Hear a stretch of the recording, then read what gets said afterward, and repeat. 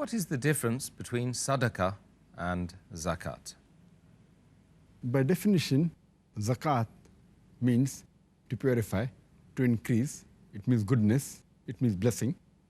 And Sadqa comes from the root word Sidq, which means sincerity.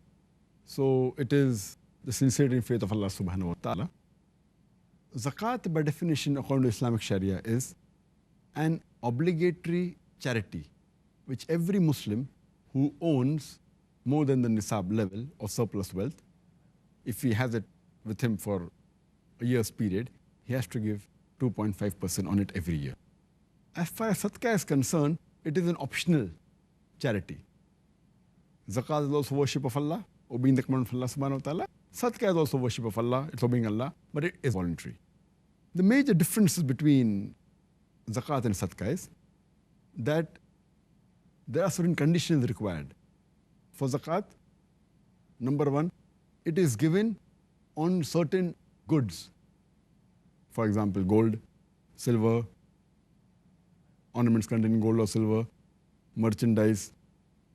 It can be business activities, farm produce, cattle, and all the categories. Whereas Sadqa, you don't have to possess any wealth that you have to give Sadqa. It can be just given Sadqa.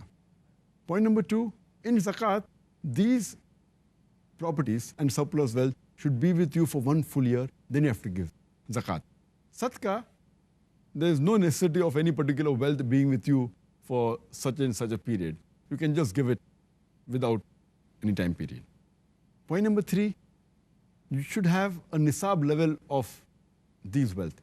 Only when it reaches Nisaab level. For example, if you have gold weighing 85 grams, then you have to give Zakat. Or silver, 595 grams. If it's less than that, no Zakat is there. Sadqa, irrespective of the property you have, less, more, irrespective, you can give voluntary. The other difference is Zakat can only be given to the 8 categories who are permitted to receive Zakat in the Quran. Surah Tawbah, chapter number 9, verse number 60, the poor people, the needy, etc., which we discussed earlier. Sadqa, it can be given to anyone. It can be given to the categories of Zakat, it can be given to the categories outside Zakat. There is no limitation, no binding whatsoever. Point number 5. If a person who is liable to pay Zakat and does not pay Zakat and he dies, then his children, his heir, have to see to it that the Zakat is paid off. If it's from his property before distributing the wealth, it should be paid off. That's a liability, which is not the case of Sadqa. Person who intends to do Sadqa and he dies, his heirs need not fulfill that. It is his own intention. If they want, they can. It's optional. Number 6, if you don't give Zakat, which is the pillar of Islam obligation, it's compulsory, you'll be punished for that.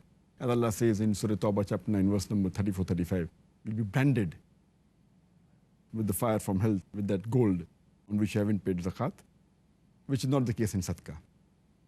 Point number 7, Zakat cannot be given to the descendants of Muhammad Sallallahu Alaihi Wasallam, which is not the case with Sadqa. You can give it to the Prophet also and to his family.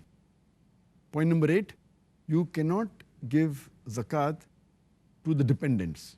A father can't give to the son. A person can't give to his father. Whereas Sadqa, a father can give to a son can give to the father, irrespective of the dependent or not. Point number 9, Zakat in most categories cannot be given to the rich and the healthy. Whereas Sadqa can be given to the rich and the healthy. Zakat cannot be given to the non-Muslims. Whereas Sadqa can be given to non-Muslims. So these are the major 13 differences between Zakat and Sadqa. Well, thank you very much, Dr. Zakir.